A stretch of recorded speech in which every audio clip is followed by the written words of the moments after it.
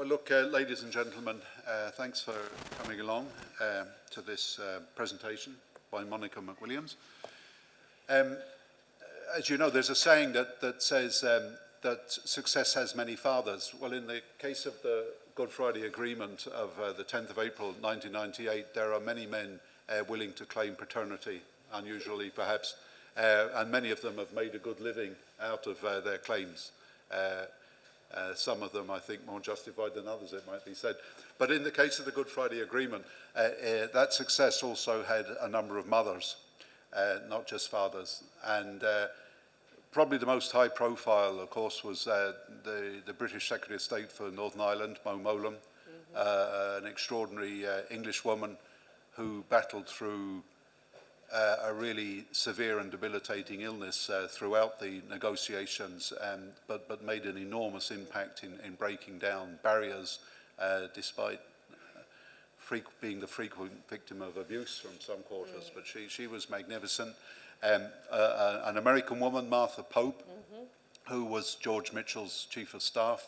I think about everybody knows about George Mitchell and the enormous contribution he made, but behind him was Martha Pope, his chief of staff, who literally remained in Belfast almost continuously for 2 years during the negotiations, and was a daily go-between between the various participants in the negotiation. There were a number of women who were involved in the political parties, very few, I'd have to say, in comparison to the men. And then, of course, there was the Women's Coalition of Northern Ireland, which was founded by Monica McWillians and Pearl Sager, a social worker from Belfast. Monica was Catholic, Pearl was Protestant, and they founded this movement, which I don't think Monica will disagree with me, never achieved enormous electoral success. Monica was elected, and Jane Morris was elected, but it was more through their moral force and the work that they did, rather than an enormous number of votes that they achieved, that they made an impact. Monica is from Kilrea in County Derry. She's the daughter of a farmer. She attended Loreto School in Coleraine, where she and my wife Geraldine were classmates for a number of years. And Monica's sisters, Mary is here with us, and Mary was the classmate with Geraldine's sister Ellen for a number of years. So there's a family relationship here. But Monica went on. She got a degree in Queen's University in Belfast, also in University of Michigan in the States. She was active in a number of political movements, and in the area of gender violence. She was working in the University of Ulster in women's studies when she founded or co-founded the Women's Coalition. In 1996, they ran for election in the elections to the Northern Ireland Forum, which was to negotiate the new agreement. They didn't make the cut-off in terms of getting enough votes to be one of the elected parties, but they were co-opted by the two governments with another group to take part in the talks. After making an enormous impact there, Monica became Professor of Women's Studies and Social Policy at the University of Ulster. She was subsequently appointed the Chief Commissioner of the Northern Ireland Human Rights Commission, where she served from 2005 to 2011. Eventually, I think, stepping down, I think in frustration probably as much as anything else, because one of the commitments in the Good Friday Agreement that's never been delivered is a Bill of Rights for Northern Ireland, and frankly there has been a huge political resistance from some quarters to that. But since, I mean, Monica's been involved in transitional justice, the Institute for Research and Gender, INCOR, I think, which is a joint Ulster University, UN University Research Centre for the Study of Conflicts. She was involved in Prison Reform Oversight Group, was a member of that, and most recently I think was on the panel for the disbandment of paramilitaries, so she has been extraordinarily active in Northern Ireland, has remained committed in Northern Ireland to deepening the peace process and just making Northern Ireland a better place for its citizens to live in.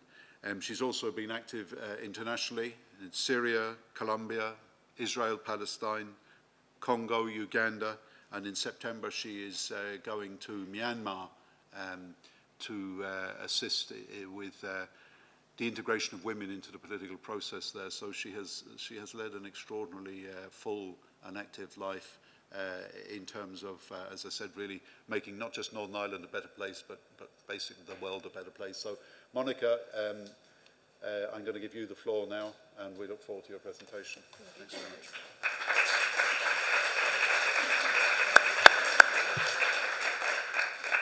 Thank you very much, David, for those kind words. I'm delighted to be here, and thank you so much to the organisers and to Melania for inviting me back. I've been to this conference before. I loved it so much that when the invitation came to attend this one, I jumped at it.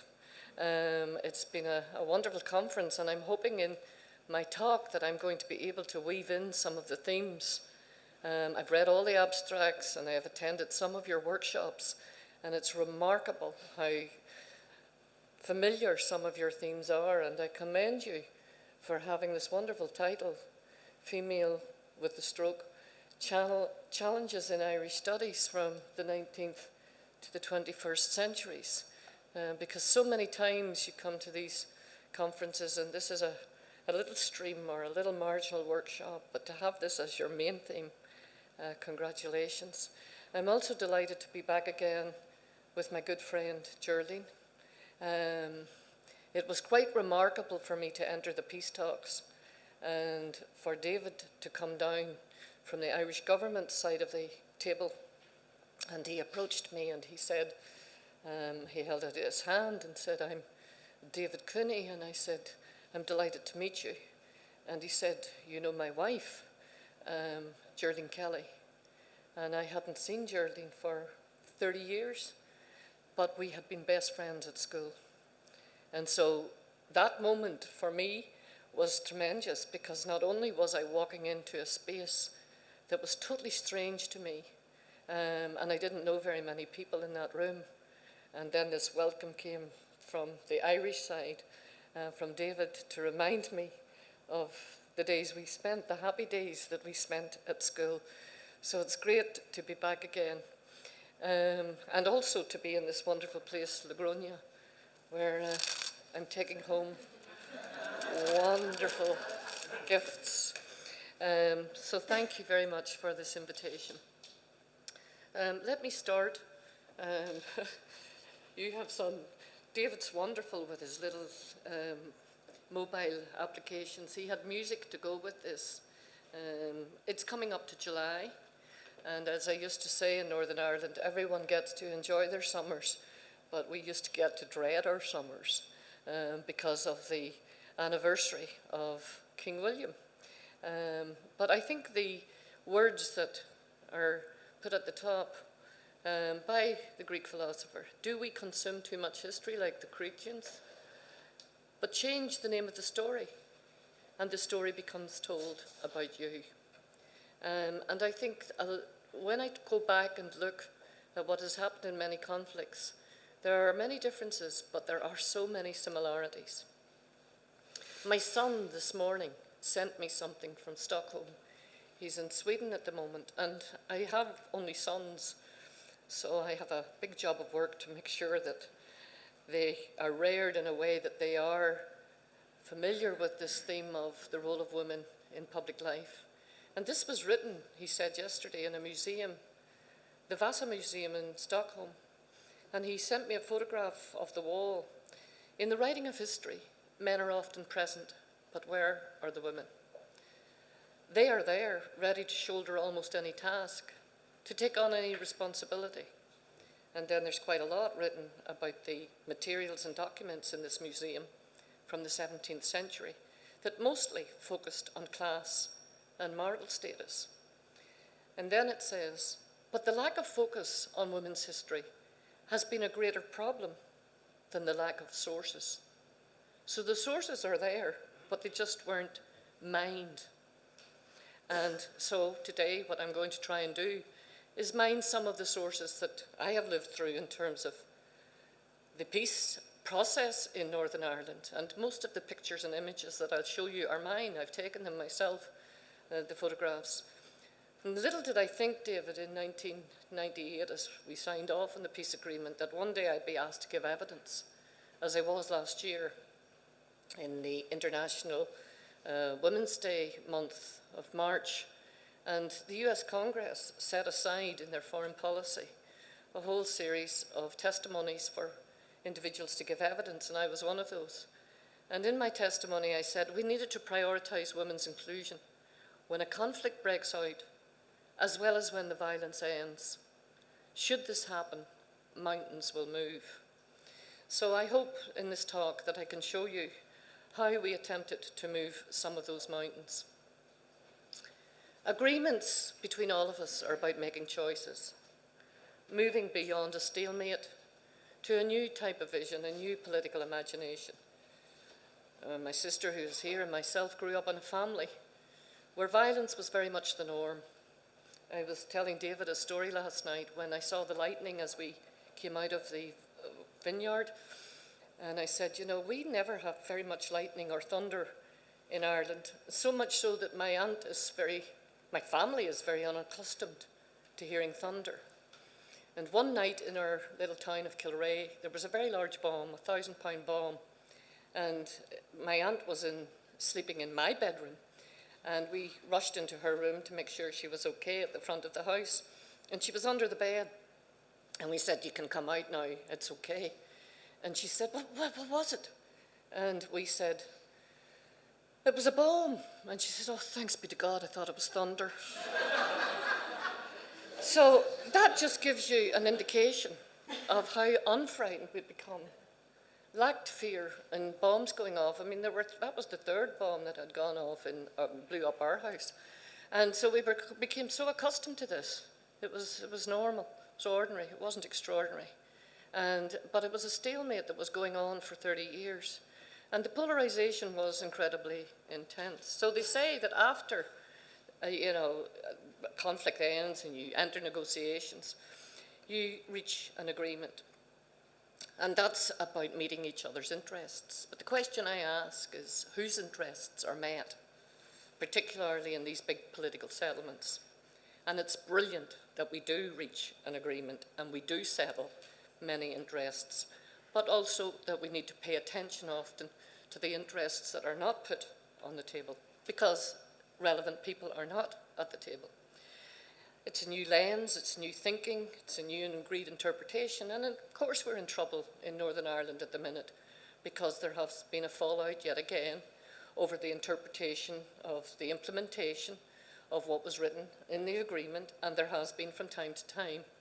But we've picked ourselves up and gone on, and I'm hoping we will do that again after this election in 2 weeks' time. But again, who is placing their interpretation on what kind of new thinking? What is on the agenda? So the focus tends to be on ethno-national issues. For us, on identity, political identity issues of British and Irish, on religious issues, but very rarely does it happen that gender gets a place in that lens. My own memory of the last nights of the peace agreement, and you may remember this, David, was everybody was under incredible stress, and we were working to an enormous deadline, and there was incredible tension, and we were trying to put as much as we could into the agreement from the Women's Coalition perspective. And I approached another party. It was one of the nationalist parties, because normally it's the unionist parties who are identified as being very conservative. It was, in this case, the Social Democratic Labour Party, and it was a woman in that party. And Bridget Rogers, she was very sympathetic to what we were doing, and actually praised us for eventually having found our place at the talks, because it also improved her status in her party, because she got taken much more seriously. But she said that night, I said, look, we have a few things that we want to increase here. which is a new election system. We want the role of women to be acknowledged in the future. And she said, oh, all of that can wait. We need to sort out these big issues first. And that was from someone who was sympathetic. Later, of course, when we have these discussions now, people look back and say, you were right to push it, and we didn't get everything in. Nobody ever does in a peace agreement, but we did get some things in. One of the things I notice now is when I travel is that many of the conflicts break down very shortly after they're agreed. Normally within 5 years, half of all the peace agreements have broken down. And these are students in Arizona, of all places, who wrote to me from a high school saying they were studying the Northern Ireland conflict. And one of them was acting me, because my name's on the table. And I said, oh, who acted Paisley? And who was Jerry Adams? And, and how did they do? I was very, very taken by this idea that they all had to take on roles. And so they are now studying our conflict.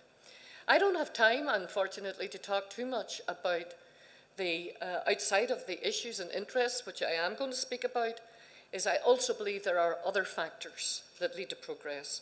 Whoever thought one day that photograph would be taken? It's in Wall Street. And they are opening the financial market that morning with a hammer, which I think is very symbolic, given what they used to love to do with that hammer previously. And that kind of chemistry eventually brought Martin McGuinness and Ian Paisley together. They had some creativity and inventiveness. There was some risk-taking. And so I do believe a great deal is about personalities and who is negotiating and how they can engage. And it was remarkable that previously some of the leaders had not got the personalities or the chemistry to push it to the next stage or to take the bigger risks. So being curious in each other is really important. Being interested in the other is really important. Please don't laugh at this, but this is a title that we've all read in our newspapers at home. Spain should learn from our mistakes. And here is our First Minister and our Deputy First Minister, now deceased. Martin McGuinness died a couple of months ago, and Peter Robinson has now stood down as a result of serious illness. And here they are in Spain discussing our Northern Ireland process. And so what I take from that title is we need to learn from our mistakes as much as from our successes, because every conflict and every negotiator makes mistakes. We were helped along the road. The story of South Africa is not often told. It had an amazing influence on us. President Mandela invited us. I was locked up in a military camp, but if you're going to be locked up in a military camp, what better person to be locked up with than President Mandela? And Buthelezzi's people were there, de Klerk's people were there, the right-wing Nationalist Party people were there, and then there was us. And Mandela had to tell us, you have brought apartheid to South Africa, because in 1997, he had to do his talk twice. There was 2 aeroplanes, there was 2 workshops, because the Unionists wouldn't sit with Republicans, because there hadn't been a second ceasefire. And so the Women's Coalition kept going between the two the whole time. And I remember saying to our shame that we had brought apartheid back because we had to create separate facilities. Even they'd forgotten about the men's toilets, and they had to create separate men's toilets. And that was in 1997. And that is not very long ago. So it is quite remarkable that it's humanity and relationships and people getting to be accustomed to each other as much as it is the interests. And of course the United States is more famous for the role it played, and particularly through President Clinton. And this is on St. Patrick's Day, and that has gone on every year since. And again, David will recognise individuals from your own government here, and the Minister, Liz, another woman who played a quite incredible role. And so I wanted a picture with a few women in it. Normally these pictures have only me standing in the White House, surrounded by all the leaders of the Northern Ireland parties. But this was one of those moments where Mo Mowlam, who David just spoke about, and Liz was also there. But we had to learn to stand together, not just on St. Patrick's Day outside of the country, but to come home and stand together on what we had agreed. And that has been very difficult. So it's said that political settlements are about the expression of a common understanding. usually forged between elites, on how power is organised and how power will be exercised. But it can also include informal deals between elites on dividing up the spoils. That's a government definition. That's the definition of the British government. That's the definition of the Department for International Development, for which I'm currently doing a very large research project on violence against women in armed conflicts, tracing what I found 20 years ago during the conflict to what I'm finding today. But I think it's really interesting what they're saying. It's a common understanding. It's usually between elites.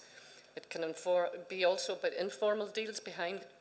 And it is about the division of spoils. So it's really, really important in terms of who is involved and who will benefit when those spoils are divided. So the question I ask, and as my colleague Fionnuala na Héileáin, who is with me in the Transitional Justice Institute at the University of Ulster, we hold a summer school, and it starts in a few weeks, for 30 women from all conflicts. And they're coming to Belfast to again look at us. But the question we ask is, what do constitutions do for women? And what do they do to women? And we don't have to look too far to see the fallout after Egypt, when the Muslim Brotherhood sat down to redraft the Egyptian constitution and started putting things like forced marriage back in at the age of 12. So now what we say to the Syrian women who are currently sitting in Geneva this week and are drafting proposals for the future, for the transition of Syria, which is difficult to think when that might happen, given where they're at the minute. But in Belfast last week, I was Skyping between sitting in an office, in the electoral office downtown in Belfast, where they were looking for information on our election system, to Geneva with the women at the table at the negotiations under the UN Special Envoy. And they need to pay attention also to that issue, because there are so many widows from Syria now who cannot give inheritance to their children. The inheritance is only passed through the male line. And so the children are delegitimised, as are the wives. And this is a huge issue, a huge constitutional issue that will have to be drafted, as will many others, in terms of many of the issues that we've come across of women in detention, women being dishonoured, and all of that. So what do constitutions do? I only want to pay some tribute to another colleague, Catherine O'Rourke, who I work with, who is very academic on this subject. And so she says there's 4 broad challenges to advancing a gender analysis. And given that we're in a university, and given that this is an academic and scholarly conference, I think her analysis is very interesting. She says conceptually, they're often, when you focus on power sharing, it's the public sector dynamics of power that are focused on. And I want to talk today about some of the private sector dynamics, what goes on behind the scenes in relation to what can also structurally exclude women. Epistemologically, she says, only certain groups get designated as elites, but that has to be deconstructed in terms of non-elites and who is regarded as elite and who is non-elite. And I'll come back to that point through the talk. Methodologically, gender is infrequently identified as an important category. I pay tribute to Colombia's political agreement now that I've been recently involved in. I was there when they first drafted it. It went to the referendum. It failed. It was gender issues that were making it fail, particularly myths about them having drafted proposals on same-sex, which had nothing to do with the agreement. It was the Minister of Education wanted to introduce something different in the curriculum. But somehow publicly the discourse became, we will never have the family back the way we had because of this peace agreement. And it was quite a shock for me to see that people hadn't bothered to come out, but those that did had voted no. And then they went back to the table. Fortunately, they did not take the currency out of the gender proposals. They had a gender committee. I've met the women from FARC and I've met the women from the government side who were so strong in maintaining that those proposals for the future of Colombia remained. Because in Colombia, the whole issue has been huge in relation to the impact of drugs, but also the land displacement, the impact on sexual violence, and all of that needed to be placed on the table. But often gender is not a category for analysis. And finally, political. What gets overlooked? And so I'll speak at the end a little bit about justice and what kind of justice and who gets justice. So for me, often when I was at the peace talks, I was asking myself, how is violence problematized? Who's thinking about the different kinds of violence at this table? How was it normalized? How was it made acceptable? And because I had been working on domestic violence at the time and had produced a book called Bringing It Out in the Open, just exactly 2 years before the talks had started, I thought, how much of this is being brought out in the open? And so I link it in with some of the discussions on decommissioning of guns and the decommissioning of weapons. But how does violence against women shape the capacity of women to be included and to influence these deals that elites are drafting? Are they so far away that they don't have any influence? Can they get some influence? How much influence? And how beneficial is that to the pact that is being agreed? So for genuine transformation, because that's what it's about, they say that in conflict in Ireland, perhaps we've managed the conflict, we've perhaps attempted to resolve the conflict, but we may not have transformed the conflict. And that's an unfinished business, and I've spent the last 20 years working on as much on the transformation and implementation as I did on the negotiation. But there are systemic issues that do exclude us, and we know about it. It's the legacy of the political conflict. It's predominantly armed combatants. Colombia was the exception, as is Nepal, but it's generally men who get to the table. And it's generally armed combatants focusing on other men, which came up here today in terms of some of the discussions in the workshops. There's a much lower participation of women in public life. Of course, there was discrimination. We were kept out of juries. We were prevented from being in the judiciary. And even in the legislature, where when I eventually joined the legislature in Northern Ireland Assembly in 1998, it was a very hostile place. And I was made aware practically every day that that space did not belong to me. Go home and stand by your man, I remember. And I remember us singing Stand By Your Man. Because you needed good humour when so much humiliation was coming. And as David said, the peace talks led to us joining the forum. And the forum was called the Forum for Dialogue and Understanding. And we renamed it the Forum for Monologue and Misunderstanding. Because it was a monologue. And just last Saturday, I had the privilege and the pleasure of standing in the Northern Ireland High Court, where we had Feminist Judgment book being launched.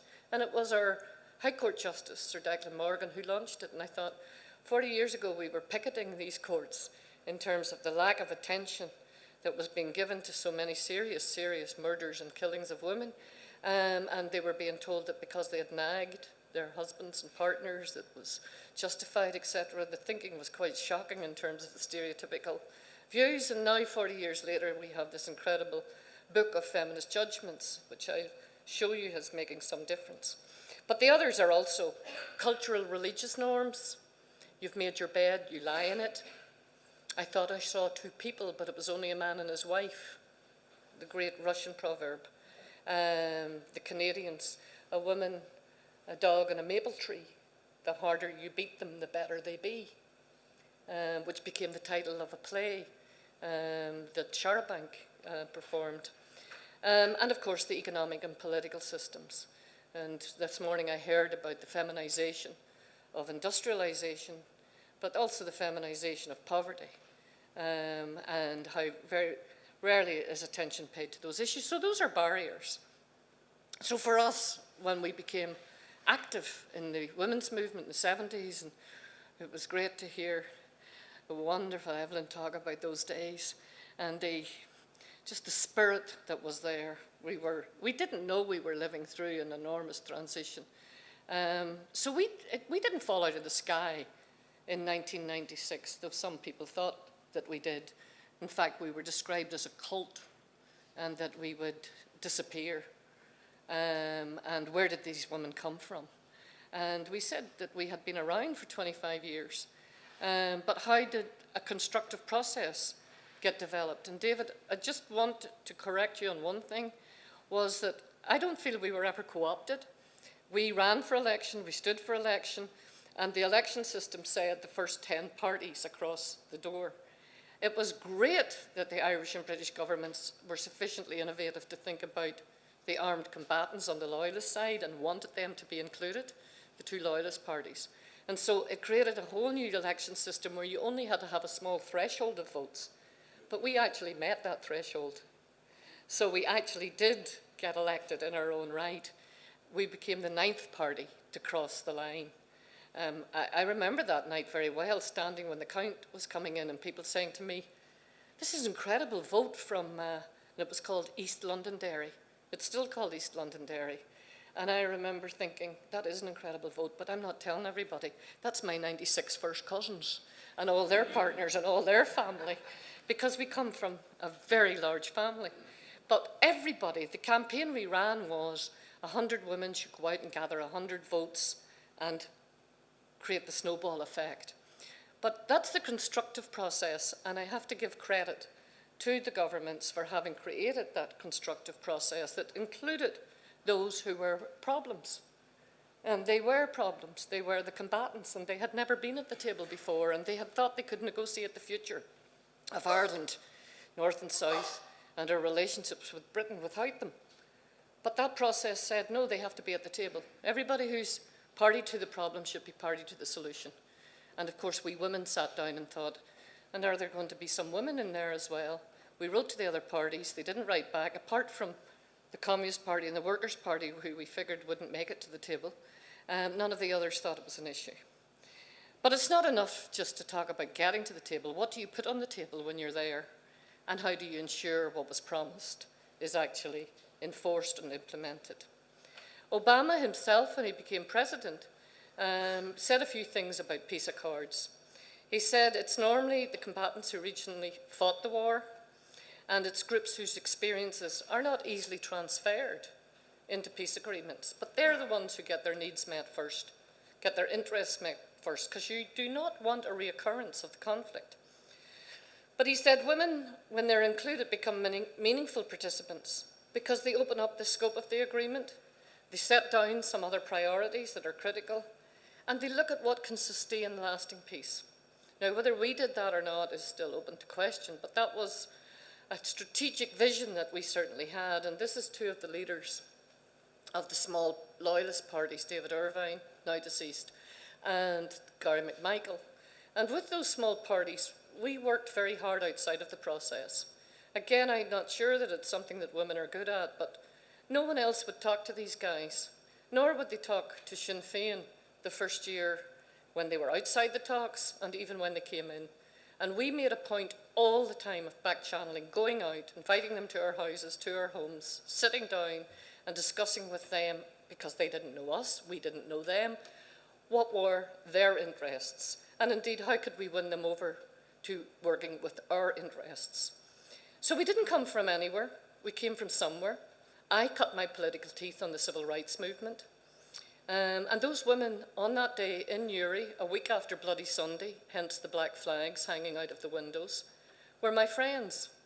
Some of them were murdered later, some of them were assassinated, some of them died from cancer.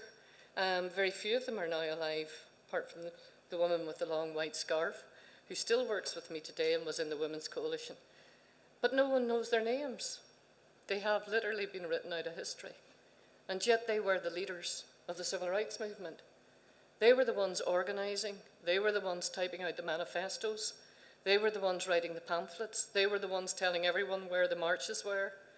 And that day, they said to the men behind in the second row, the Paddy Devlins and the John Humes and O'Hanlon and all of the others, no, today we will take the lead. We will hold arms and walk. And I was very proud of them. But they have been forgotten.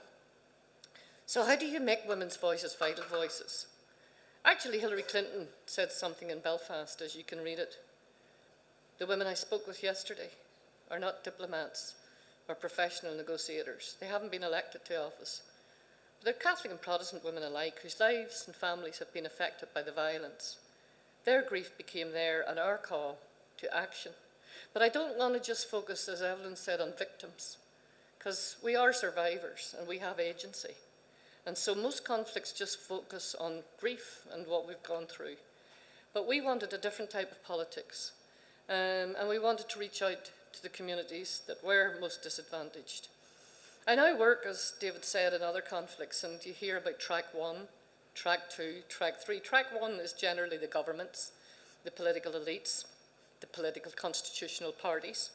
Track 2 can be the big churches, the big businesses, those who have some influence in civil society, even the trade unions. But track 3 is the one that also is incredibly important. The grassroots, the communities, the people who in the end will be expected to sustain the peace. So now we talk about adding 3 plus 2 plus 1. And we say that if the process isn't like a track 6, it won't work. So very quickly, how did we engage? This is, if you look at it, we came from, some of us from the universities, some from the local communities. I had opened up a women's studies program at the universities and discovered that these incredible women were the leaders. We heard this morning about over 30,000 prisoners in Northern Ireland were imprisoned. So their wives had to take over, their partners had to take over the running of the communities, the running of their homes. Without education, and when I opened up the university to these women, the potential leadership that I saw in front of me was quite incredible. And many of them were actually loyalist and Republican working class women, very, very tied into their own ideology. They weren't part of some kind of cross-community groups, which, you know, I thought was extremely important. They were given their own leadership roles in these communities without being seen to be working simply on anti-sectarianism or cross-community politics. But they eventually did start working on cross-community politics because they saw much of what was happening was similar in both communities, particularly in working class communities. And so we built on a lot of that when we started the coalition. And when I worked with the women in the Philippines, this is what they said. It's another good, successful process with the Islamic Mora group. You engage the people. They're important for getting information out there. There are too many rumors and too many lies go on in peace agreements and political processes, and people get cynical, and they don't think it's ever going to be possible. David was telling me a story last night, which I think was very powerful, and it was a story Geraldine told me, was on the last nights of the peace agreement, Geraldine's mother died, and David had to leave the negotiations in order to go to the wake and to go. But on the previous days, the negotiations were so tense that David couldn't leave. And Geraldine was back home wondering, where is my husband? And her sister said to her, what your husband is doing is so important. And after we signed the agreement, and David walked back home, and back into that home in Northern Ireland, the whole family stood up and clapped. And I thought, that is so powerful and such a symbolic image that, you know, in Ireland, of course, being attendant around the time of death and funerals is incredibly important. And the Taoiseach, the Irish Prime Minister's own mother, had died exactly at the same time. And he's also remembered for having spent the time and focusing on these issues. But everybody is so cynical that it's never going to work. And so I told David a story last night about my own children, that I walked down the street that night after I came home. I would have loved to have gone to the pub and had a right few drinks. But I had been missing for 3 nights and 3 days. So I thought I'd better get home to these little boys.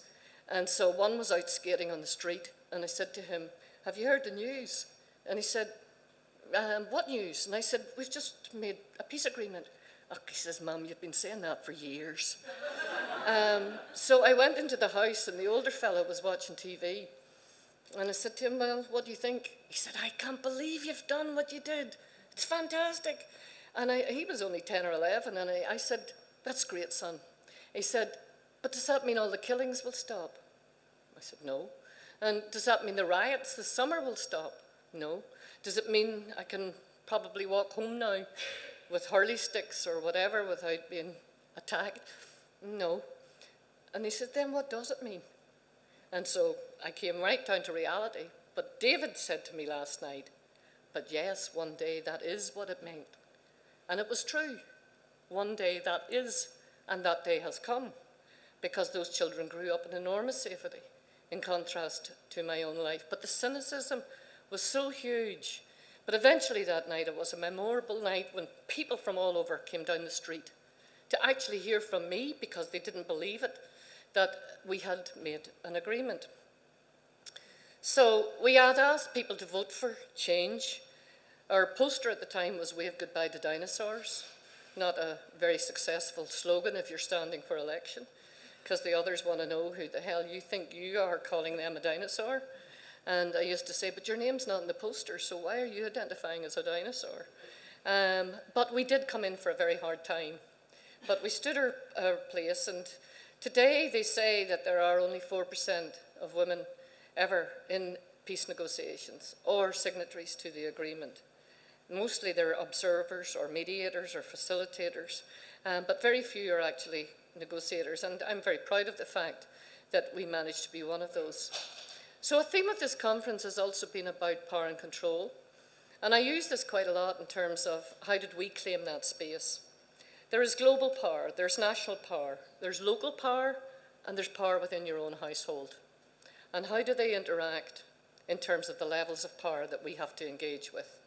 And how does the power inside our households ever get placed in terms of the dynamics of what might happen behind closed doors? The spaces where power sits can be closed off to us, as they were to us. You can be invited, which you rarely are, or you can go out and claim them, which is what we eventually did when we formed the coalition.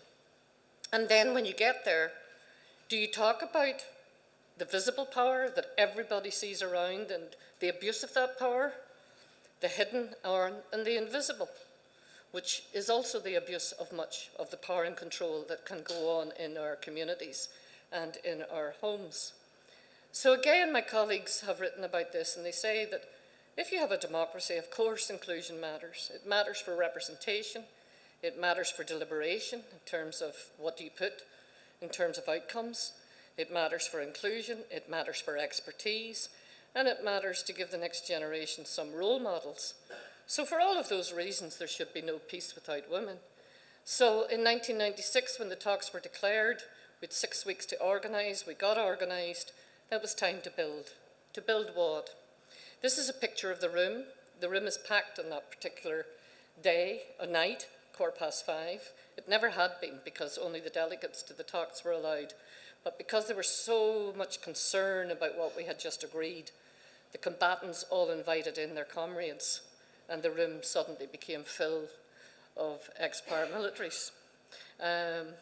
So much so, there's a very funny story told about that night. We were meant to finish on Holy Thursday, and we didn't finish. And Mitchell he wanted to go home. He had just had a newborn child, and he wanted to get back to the United States, and he had set Easter as the deadline on Thursday. But we rolled over into Good Friday, and we were without food because the catering people all took off, do you remember? And we were starving. That's a good reason to get somebody to negotiate when they're hungry. And so we sent out for some food. And it was starting to snow when this guy came in, and he was the pizza guy. And he had a balaclava over his head because it was freezing, which we very rarely get snow. And all I could hear was the screams of one of the other parties, SDLP, saying, "Oh, for God's sake, they haven't even got the decency to take their balaclavas off." And the poor man whipped his off, and he says, "Mrs., I'm only the pizza man." And I thought, that is so interesting that all of this is going on around me, total chaos. And people having stereotypes of who's getting into this building and who's at their work. And we smuggled some people in too. When we found others were smuggling their own people in, we started smuggling a couple of men, and we didn't dress them up as women, but we did get them in because they were working as human rights defenders and activists and had real specialist knowledge. So the coalition was actually not just women, not only women. It was men and women, men who also wanted to see women being empowered and have a different value set or different vision. So those are the kinds of things that often get agreed. Allegiances, entitlements, consent, how you want to be governed. But how much of that deals with my allegiance, my identity as a woman, my entitlement as a woman, and indeed my consent in terms of what's going to happen to me. So Tony Blair came up with this one, and to this day I laugh at these words. He says, making a peace agreement was a complicated trek. How dare him? Through a very dense and dangerous jungle? Good God, Northern Ireland, bad and all as it was, wasn't a jungle. And actually now I realise when I go to other conflicts, not to ever describe combatants being in a jungle or anybody being in a jungle.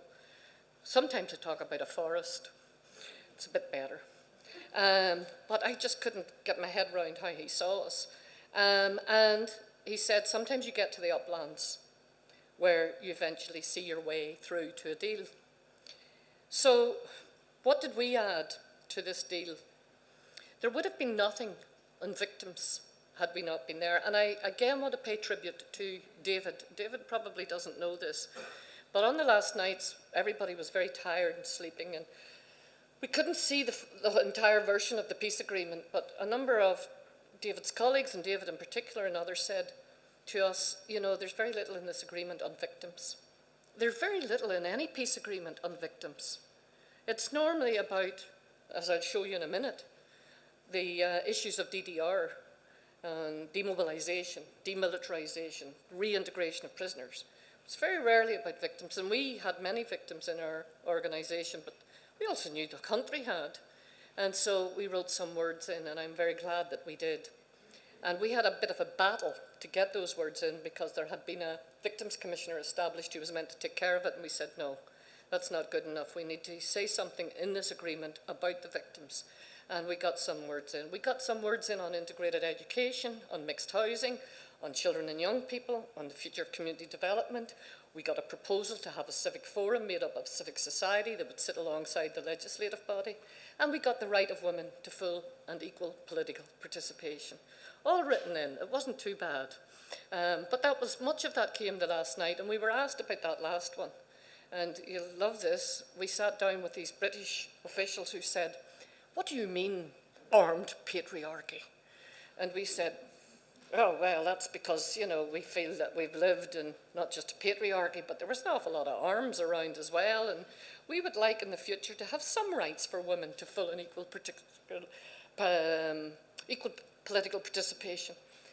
And so he said, oh, okay, if you can get it into the chapeau, and we didn't know what he was talking about. The chapeau, the hat, the preamble, which you of course knew about.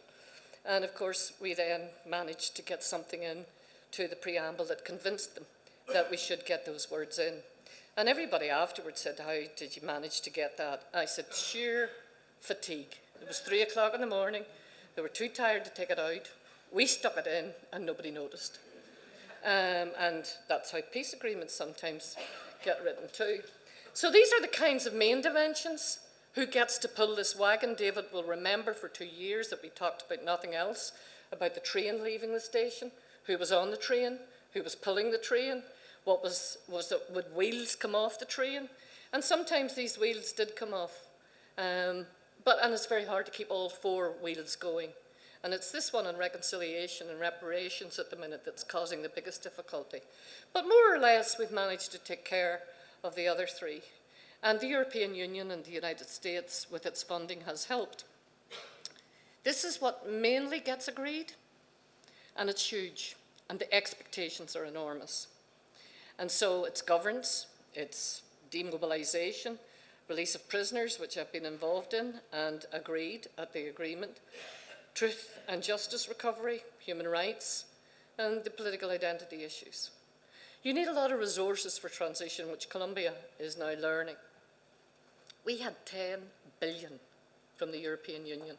That's a lot of money that the European Union put into a small place of 1.5 million to do some of this. And did it work? Yes. The army were returned to barracks. There was demilitarization. The armed combatants agreed to demobilize. But it can also cause problems. In the other conflicts that I am in, a great deal of money is given to demilitarization. It's a business.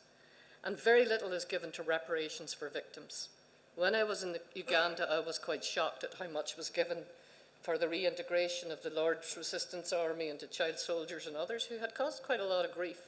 And these women who had been the victims of rape and trauma were getting very little, not even any psychotherapy or counselling services. So that, of course, should be attended to, as it is now, I hope, in Colombia and elsewhere. So decommissioning the mindsets, as John Hume said, is as important as decommissioning the weapons. This is still on the wall outside our university as I drive past it every day. Brothers in arms, together we will stand to defend our native land. And so the brothers are still there, and I meet them on a regular basis. There is a great deal to be said about the kind of very deeply embedded sense that you once had power and how you move away from that, and the impact that that's also embedded in our own homes. The first thing that created a lot of change, but created a lot of controversy, was the change in the police. From a police force to a police service, change in name, change in badge, change in uniform. And I was studying all of this at the time and writing about it in terms of violence against women. And the police could not go into particular areas. There were no-go areas. They told me, as I was training them on sexual and domestic violence, that they hadn't joined up to deal with these soft issues. They had come to fight political terrorism, and they did not want to split families up. And so that whole culture had to be totally reoriented after a conflict. And then the availability of legal weapons. Not just illegal, but personal security weapons that nearly a lot of people in Northern Ireland had been given, including politicians. I remember when the Queen came to the Parliament, storming Parliament, we were all asked to hand over our guns. And I looked around the table at all the others. We were chief whips, and I was the only woman at the table, and the other chief whips all said, yes, yes, yes, we'll definitely give in our guns. And I thought, I didn't believe that all you had guns. You're now all political actors on both sides. And the first words in the Northern Ireland Assembly telephone directory was armoury, and still is, which is amazing. So there are a lot of personal protection weapons, a lot of weapons, not just illegal weapons, but someday we will have to look at all of that as an issue. But this word came up this morning in the workshop, emasculation. And it was quite incredible to me, the amount of training that both my sister and I were involved in the transformation of the police from a force to a service, where they said, what do you want us to be, wimps? We feel emasculated. And their quota had been for Catholics, 50% Catholics into the new police, not for women. Gender had not been a big issue, but it did bring in women as a result. But as a consequence, this word over and over again, what happened to me as a masculine identity as a police officer? Because actually, there was a famous European case taken against the police in Northern Ireland for not allowing women to be in the police, and because the chief constable didn't think that they could wear a skirt and carry a gun, that the two just didn't go together. I kid you not. That entered the court as evidence that a woman wearing a skirt could not also carry a gun. So these are the issues. They caused enormous difficulty. This morning we heard about the difficulty of reintegrating prisoners. I know many of those women who had led completely different lives. Their husbands returned. Their husbands said, I want you back the way you were before I went to prison.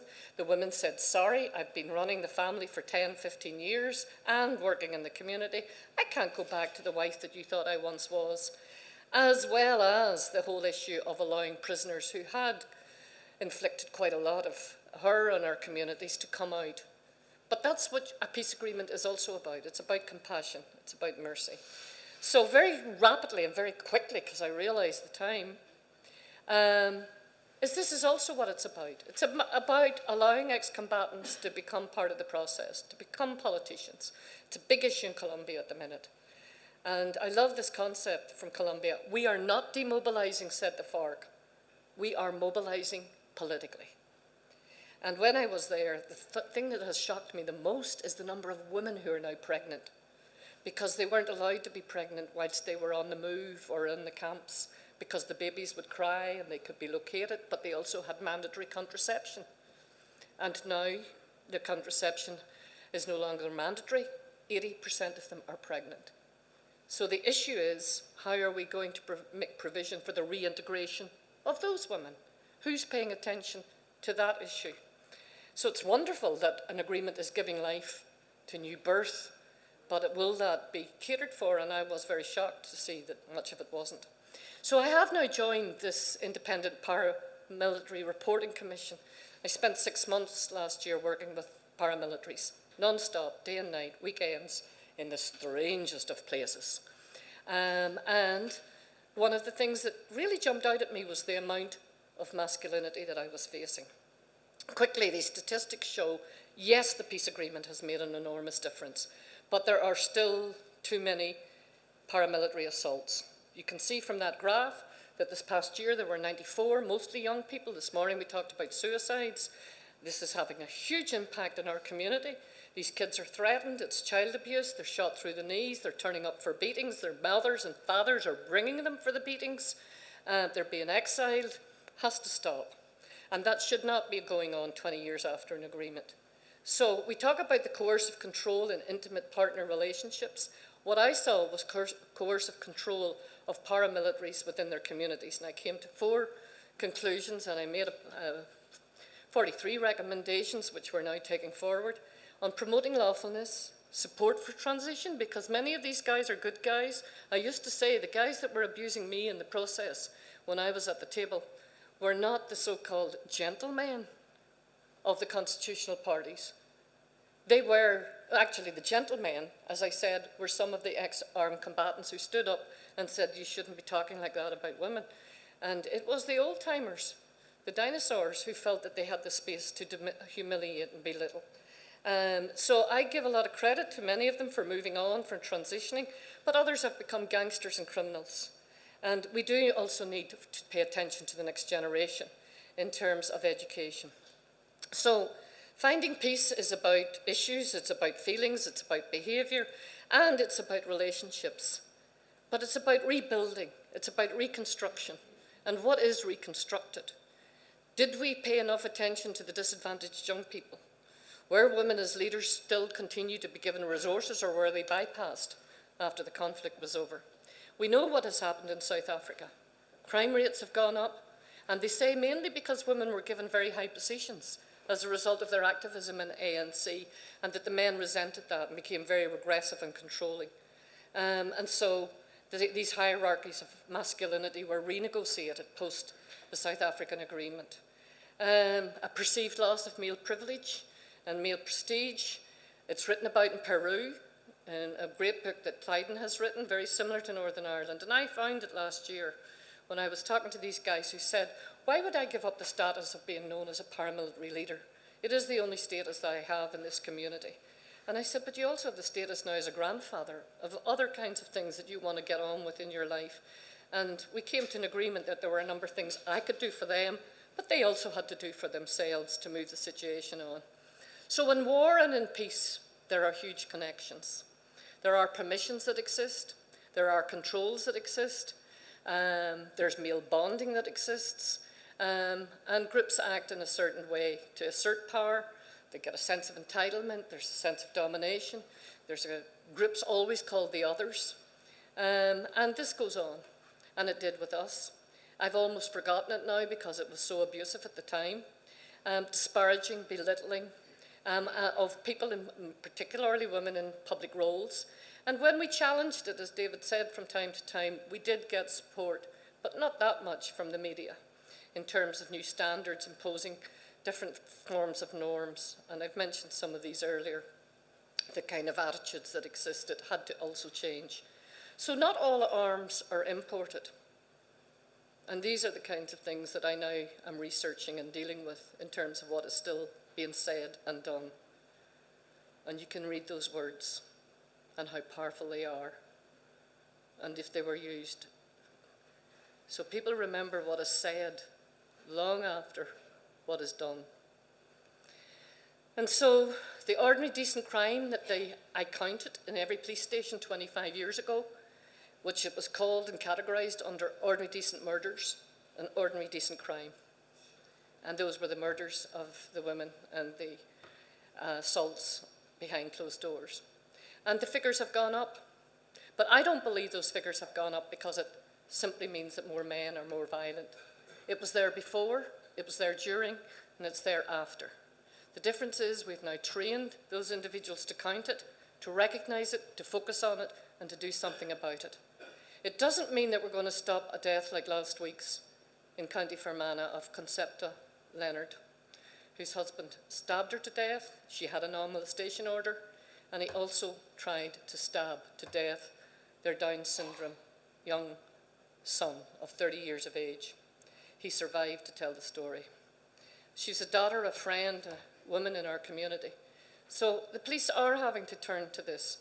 Russian roulette was one of the games, the mind games that was played that I recorded during my first study. And I'm hoping that I wouldn't find it again during the current study. Current study, I'm finding a lot of pornography, a lot of games, a lot of stuff that's being played out where the women say, my mind is gone, I'm going crazy.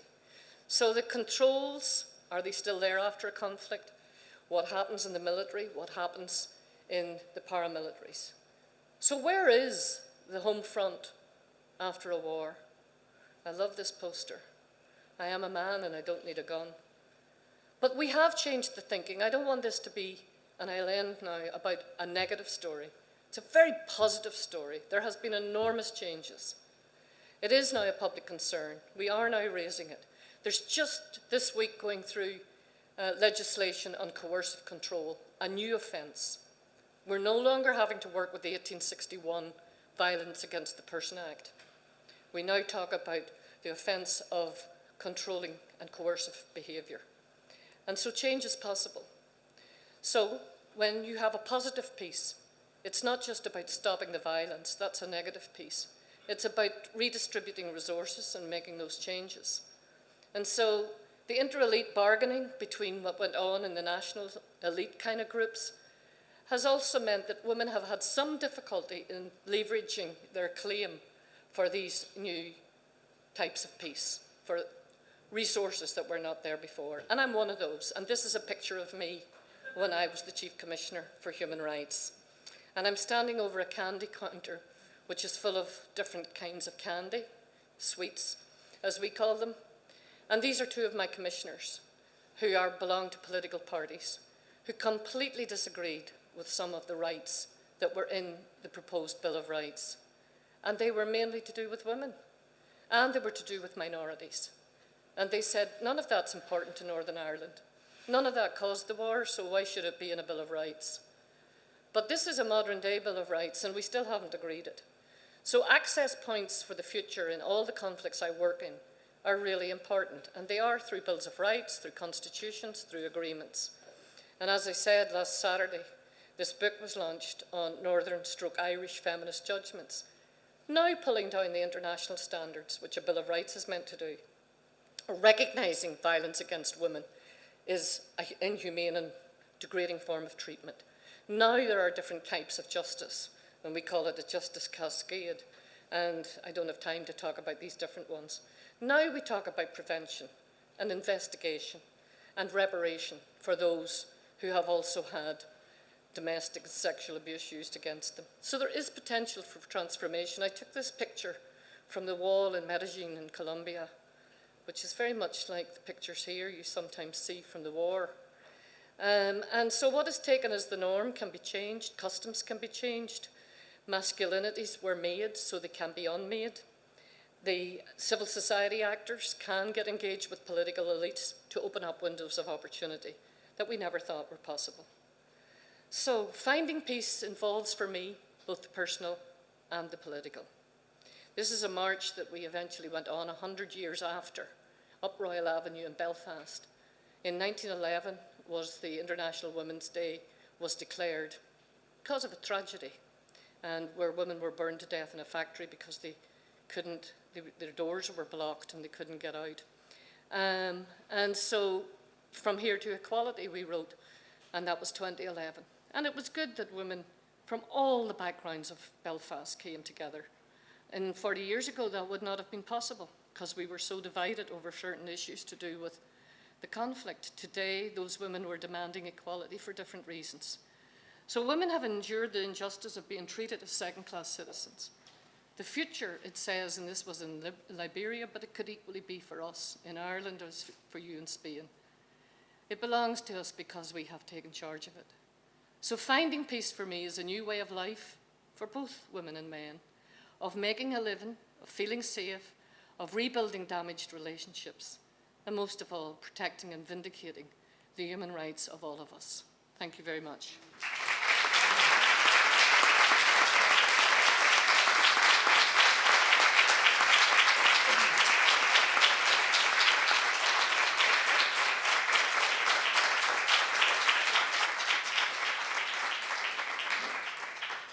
Well, thank you very much, Monica, for that presentation, which not only informative, but genuinely, I think, inspiring as to what can be achieved and what still needs to be achieved. First of all, just to apologise for having got you wrong on the, that's what happens when you rely on Wikipedia to replace a fading memory. But I should emphasise that both Monica and Jane Morris were elected to the first Northern Ireland Assembly, and that Monica served as the chairperson of the Human Rights Subcommittee during that first Assembly. Just one other, I mean, I could make lots of observations, but I want people to have the chance to answer questions. You mentioned monologue and misunderstanding as being features of the negotiations, and that's very, very true. Although I think monologue had its place, but there were two other M's that were also a feature of that group, particularly at the early stage. One was misogyny, and the other was mooing. Mooing in terms of making the sound that a cow makes. It's hard to believe and hard to credit, but some of the people, some of the members of that group, of the negotiations, who would have considered themselves gentlemen, actually made the mooing sound when the Women's Coalition representatives, Monica and her colleagues, got up to speak. And I think that just demonstrates the extent of the disregard of women that was present amongst some of the delegates, and the sense of effrontery that they were even in there in the first place speaking. And I think it's very hard, particularly from the point of view of modern Spain, because there are so many women in politics here. I've just met with the local alcaldesa, the mayor here, who's a woman, but there are so many women in representative office in Spain, be it at local government level, be it in the parliament, that it is extremely hard to appreciate just what a shock to the system this was in Northern Ireland little more than 20 years ago, and the abuse and resentment that the Women's Coalition had to put up with. So I'm not going to talk anymore. I want to let other people ask questions. Maybe we'll take up the time. There's one gentleman over there at the back. Monica, since the end of the Women's Coalition, what kind of progress do you think has been made in terms of the different political parties, in terms of gender quotas and increasing representation of women in Parliament and in local democracy? In Ireland, I think you have to make a distinction. In the Republic, they did set aside, my understanding is the Taoiseach and the Kennedy introduced the quota for the future elections, where there had to be a percentage of women on each of the selections for candidates. And that's a very important first step. Because Ireland's percentage of women in Parliament is one of the lowest in the world. Likewise, Northern Ireland. We were 14%. In the last election, it went to 30%. And to me, that was incredible, because the parties realised that it was good opportunistic politics to include women. And so they actually did select more women than they ever did before. Sinn Féin have got a quota, 50%. They have increased enormously the representation of women as ministers and frontbenchers. And other parties are watching that. So either they do it internally, because those women demanded it, and some women in Sinn Féin would say it's not far enough, and particularly the women ex-prisoners would tell me that so little attention has been paid to them compared to the male ex-prisoners, but that's also an issue for them. But there is no question that parties have begun to see the validity in presenting women. And so when we go home next week, in my own district, my own constituency, at least 50% of the candidates standing are now women, which is a huge difference. So I don't know if we made that difference, but certainly when we first started, we were the only women at the table. And you remember when we first walked in, Sinn Féin weren't at the table the first year. And I looked around the room and there were about 70 people, from secretariat, technical experts, to the governments, to the parties. And each party was allowed 3 delegates, and the smaller parties 2. And we were the only women at that table. And that was more or less the case until Sinn Féin came in and they put 1 woman at the table. But actually, I also have to say, I don't like this idea of just the 1 woman. She has to be able to talk, speak, input, be progressive, say things, do things. I don't want to, you might as well bring a photograph. And so I think that also is really important.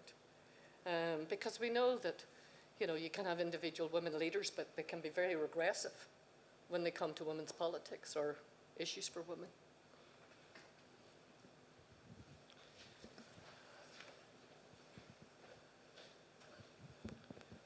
Thank you, Monica. That was a fantastic lecture. First of all, I just want to say thank you, because you were talking in that period, and it really brought home to me as a man in my mid-20s in that period.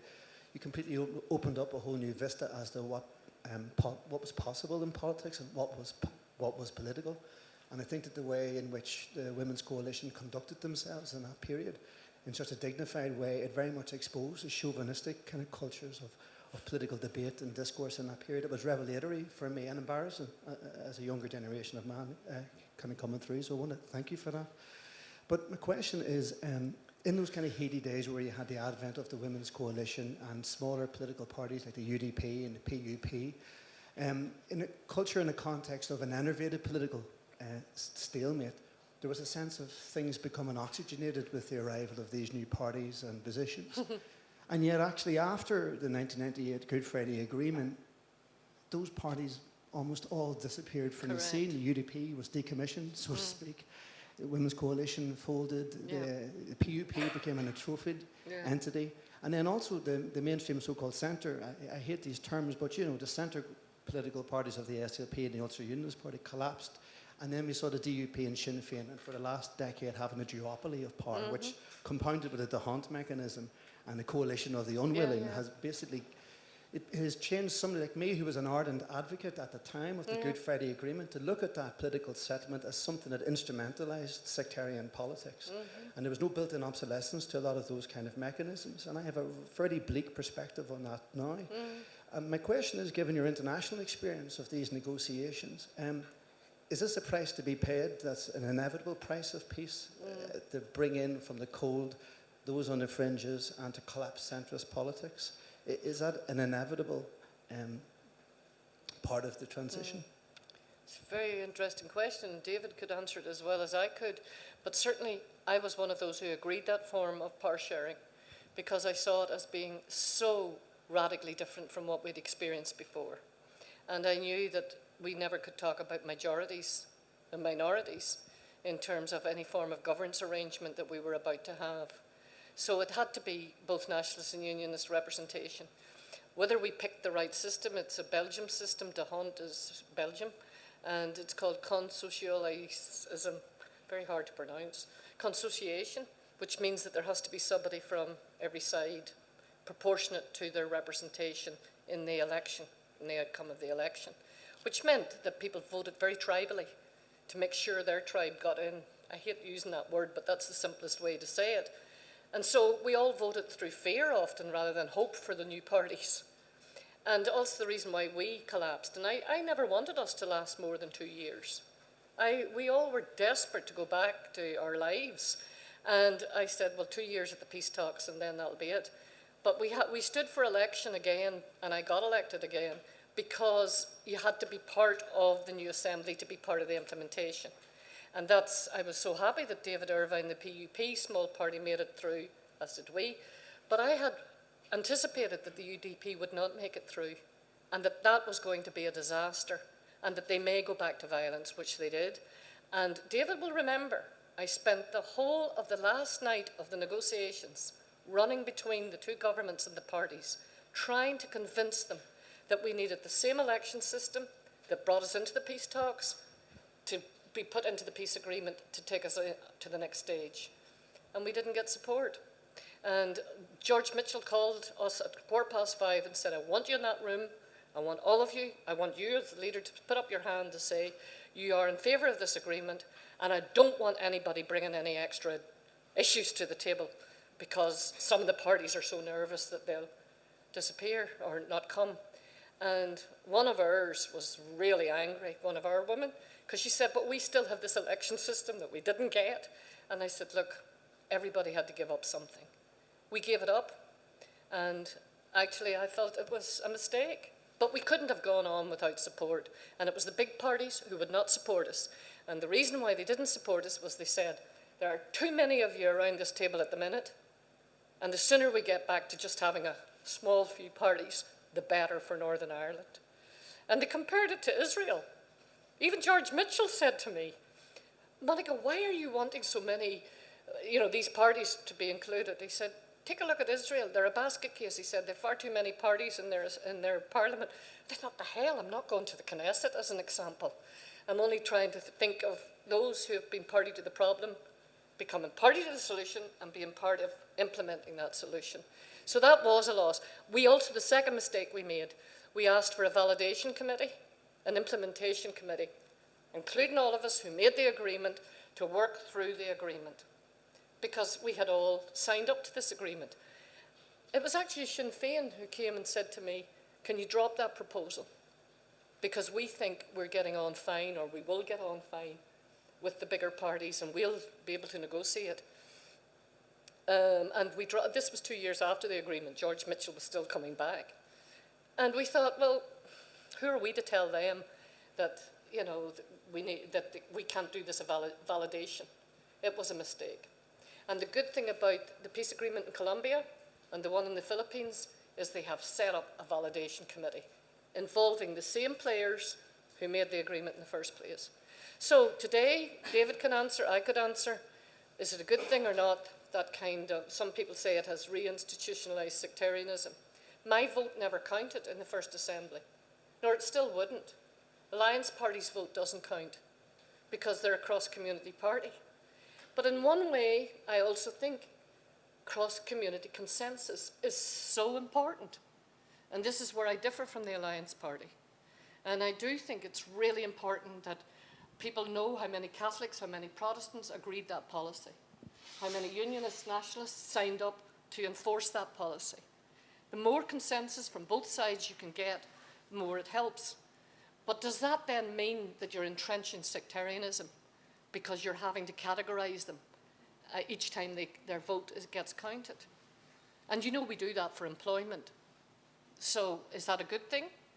For me, I think monitoring is essential, because you only know you've got a problem whenever you have the data, the facts.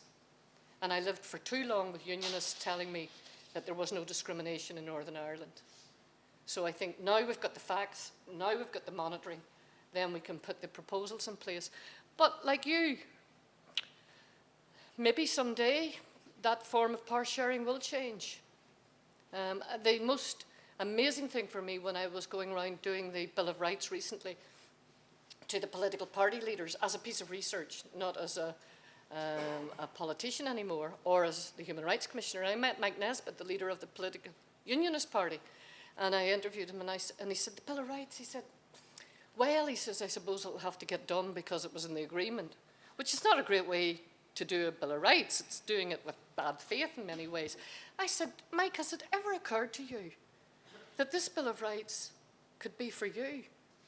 Because it may come the time when the Unionists are a minority. And his eyes just opened. And the last election, it almost happened. So things are changing remarkably in Northern Ireland. Not, with the demographics, but also in terms of people voting in ways they never voted before, and tactically voting and crossing their votes. So it may be that very entrenched tribal vote moves, but I don't think in my lifetime it'll shift that much. If I just add, and really in agreement with what Monica had said there, I mean, clearly, if Northern Ireland was, if you like, a completely normal society, this would not be needed, it would be relevant. But what we have to remember is that the negotiations, the Good Friday Agreement, was about tilting the playing field and making a level playing field, because up until then, Northern Ireland as a political entity had been totally biased in favour of one community, and we would have never got an agreement. I'm absolutely certain we would have never got an agreement unless nationalists were guaranteed that they could no longer be dominated and imposed upon by the unionist community. This was the only way of ensuring that. It doesn't look pretty, but I'm afraid even today, if you analyse the voting on particular issues, you will see the votes lining up on a purely sectarian basis. And like Monica, I hope sincerely that the day will come that that won't be necessary. But at the moment, I think it's still there. And really, you know, the whole basis of the Good Friday Agreement was trying to create a level playing field for Northern Ireland. All the Strand 2 stuff, the Strand 3, East, West, North, South, I mean, they were all extras. The fundamental was getting Northern Ireland right. And as I explained to Monica last night in the conversation with Martin McGuinness, I tried to describe to him that this agreement is about putting in place a system of government where a Republican can be a minister of the Northern Ireland government, not a Catholic, a Republican, that you can have members of the government in Northern Ireland who fundamentally do not even believe that Northern Ireland should exist.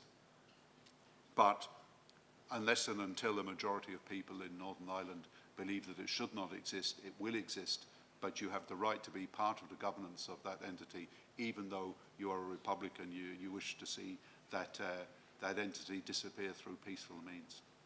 Anyway, I know that Rob was looking for the floor there. Were you, Rob? No, sorry, I thought someone else. Just a quick thank you, Monica. And you've referred to the importance of civic and community organisations in any peace process. Beatrix Campbell wrote about the role of many community and civic groups, particularly women's groups, during the Troubles and the peace process. And she remarked that they were ahead of the political discussions in many ways. Given the faltering nature of the political process, and we have no government at the moment, as you pointed out, what would you say is the state of community organisations and civic organisations today? I think there's been a reversion rather than a progression, sad to say. A few reasons. The European Union peace funds made a huge difference. Peace 1, 2 and 3 actually gave quite a lot of resources into embedding the agreement into the communities. So a lot of funds went into community development and also into the leadership of women in organisations. What probably you don't, if you ever come to Northern Ireland, you will be amazed at the politicisation of local communities, and particularly the number of women's centres that are scattered right across the whole of Northern Ireland, which is quite phenomenal in terms of other places. They're suffering greatly now. Their funds are coming to an end. Luckily, in my disbandment of paramilitary report, I managed to get, that's the great thing about being in these commissions, managed to get a proposal in that they get £5 million. And so they will now get £5 million to maintain and sustain it, because there's the concern the European funding will go. I met with the ex-prisoners last week and they were telling me their funding is gone. And so that's not good for peace either. And so there's an issue around, and what's happening is they're all competing. When you have very little, you end up fighting with your neighbour when you shouldn't, because really you should be distributing this across. So that's a concern. Austerity, where there was money available for some of what was seen as the soft issues, is now going into very hard stuff that they see, economics, investment, etc. So yeah, there has, and women's leadership has definitely gone backwards, which is something I see in many conflicts. The war does an amazing thing to women. It throws them into positions they never expected to be in. It puts them in a front line that they never thought they would take up those positions, whether it be as spokespersons or civic society. I'm not just talking about combatants. And when the war is over, generally what are women told? Well, now you can go back to what you do, but just go home. And the women weren't prepared to do that, but they had a big struggle in holding on and sustaining those positions. So in some ways the jury's out. The women are not prepared to give up. Even without resources, they're still doing incredible work, as you probably see yourself in all the centres that I visited, and still do as part of this paramilitary work. And they stand up to those guys big time, which is not easy. And I guess the government now realises, the British government in particular realises that there is a role for that, mainly because of this new thing called counter-terrorism. So there are different ways to come at it. And I'm constantly looking at seeing what can I do to get more resources into those particular groups. But civic society has always got a hard time after a peace agreement because it goes back to what you were talking about, the main groups, the big parties, and they are political. And they're going to make sure that people vote for them and that they're the ones handing out the spoils. And it tends to go to their own areas. And that is something that has raised a huge amount of anger in Northern Ireland and needs to stop.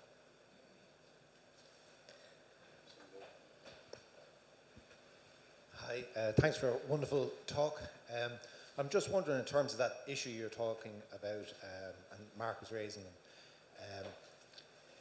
in terms of these categories, what is, to bring that to the issue of gender, I mean, what's the vision? Is the vision that we get to a point in society where the need for quotas are unnecessary, and that women participate simply on the same basis as men, so that kind of burns off? Or is it that that's a permanent feature and that women need to be elected to represent female interests specifically? Mm-hmm. And so you might have a danger then of, well, it's always sort of danger of essentialism. Yeah. And if it's the other thing, if it's meant to be burnt off, the thing I can't understand is, what's the block, Yeah. I mean, it doesn't seem to be coming. I mean, we have Fine Gael insisting on quotas now. So you can't say it's like a political elite. Yeah. I mean, where's the block? Well, I mean, starting with the last, Fine Gael realised it was for good purposes that they introduced that, and other countries, France has it as well. You find political parties, if they're not going to do what they say you should do, you always have to introduce a penalty, because they won't do it from their own free will. So I am in favour of quotas. But when I go to Bosnia and places, I see what a disaster they have been, because those women are not given capacity building skills, they're not given a place to make decisions. It's simply a quota. And that's not good. I'm glad that in the work we do in Afghanistan and other places, they do push for them because they wouldn't be there otherwise. So there are loads of reasons why you have them. We don't have it in Northern Ireland, except in the police. And it's now gone. And what did that, I need to explain for the Spanish who may not understand, and even the Irish, why a quota was introduced for police reform was because 92% of the police force was Protestant, 8% was Catholic. And so they said that cannot be a democratic representation. So they introduced a 50% quota of all new recruits had to be Catholic. And it caused a huge storm amongst young Protestant men who didn't get into it, and women, but mostly men, who said that's reverse discrimination. I met the merit pool, etc. We've heard it. And in fact, it wasn't the case, because they could come back, and many of them later did get in. The quota's now gone because it was meant to last for 10 years, or until the police arrived at a critical mass of 30% Catholics. I think it was a mistake. I think we've taken it out. I've told it to the Chief Constable. Others are saying it to the Chief Constable. There's now a reversion. I don't know why, but Catholics are no longer staying in. They're exiting, and there's not as many joining. Well, of course, because there isn't the 50% quota. Now, if you drop down again from your 30% to 20% to 15%, that's a disaster for policing. And it creates a chill factor. Now, some people say to me, it has nothing to do with the quota being removed. It's because those dissident Republicans are out shooting police officers.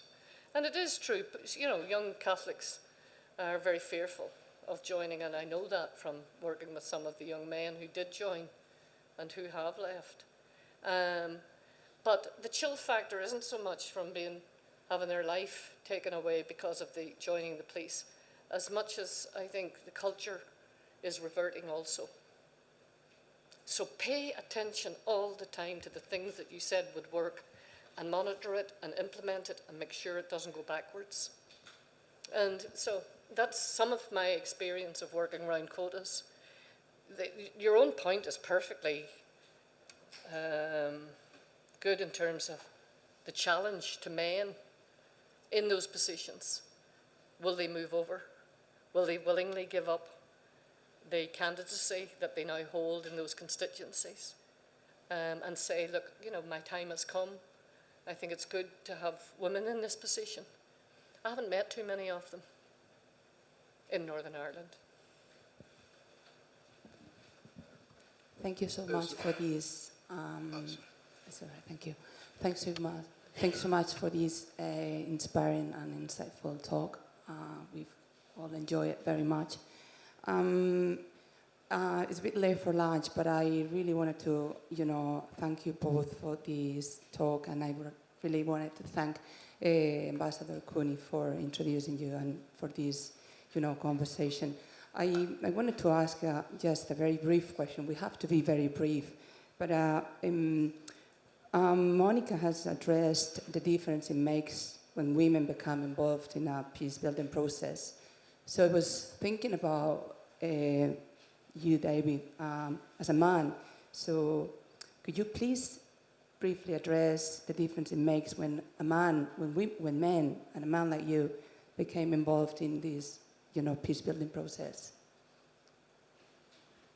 Do you mean the impact that having women involved made? No, as a man, because it's the female challenges. So we've listened to her view as a woman, and I think that women, the involvement of women in the negotiations, and Monica and her colleagues, brought an extra dimension.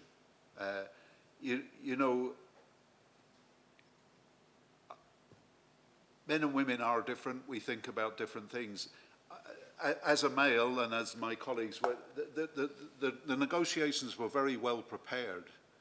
There was a lot of work went into it. We'd had the failed Sunningdale Agreement, which looked at a kind of way that Northern Ireland might be run. We had the Anglo-Irish Agreement, which was still in process, which brought the Irish government into the process in Northern Ireland. Beforehand, the two governments adopted the Downing Street Declaration, which defined the problem in terms of the problem, the sectarian problem in Northern Ireland. We had the framework agreement designed by the two governments, which put in place a blueprint for how the various institutional arrangements might look. But that was it. It was about institutions. It was about the way that institutions might work and how we could lay out this institutional framework. When Monica and her colleagues came in, they started to talk much more about human issues, about the kind of issues. You could describe them as extra issues, but that would be a mistake because it somehow sounds as though it was the tinsel on the Christmas tree, and they weren't. They were essential elements that perhaps the men who were dominating the negotiations hadn't given sufficient attention to. Yes, we had focused on human rights. That was an essential element for the Irish government in particular, because we needed, although a good bit of it still hasn't been implemented. But Monica and her colleagues were talking about other issues, social issues, not just the role of women, but social issues more generally. They also obliged people who had problems talking to each other rather than at each other to sit down and talk. Really, 3/4 of the negotiation, the period of negotiation, was taken up with the various participants, describing their sense of hurt, their sense of agreement, emoting about their situation, which was extremely important. Monica mentioned monologue, and a lot of it was monologue. We had a particularly loquacious leader of one Unionist party, Bob McCartney. He came into the talks one day and he spoke for 6 hours non-stop. And then Ian Paisley, feeling outdone, tried to do the same, but choked after 5 hours. He couldn't quite read. And we had no good Rioja wine to compensate. But that needed to happen. And I try and explain this to people. It's not just about going in and doing the deal. You actually have to allow people to unburden their sense of grievance, their sense of hurt, because everybody around that table felt that they were the victims. And they had to be given the opportunity to get that off their chest. And then, really, over 3/4 of the way through the process, people actually started to sit down and say, right, now, let's get down to business. This is what we're going to do. But there were these other issues that weren't in the framework agreement, that many of them that Monica and our colleagues brought along. Sinn Féin had their particular issues that they needed to have dealt with, things like prisoners, things like decommissioning. They were all done at the last minute. And you know, I have to say, a lot of those issues that the Women's Coalition brought to the table, if you'd have left it to a group of men sitting around the table, probably wouldn't have been dealt with. Because, you know, I think, generally speaking, not entirely, we kind of tend to prioritize different things. Thank you very much. I'm afraid we have to go for lunch, so thanks very much.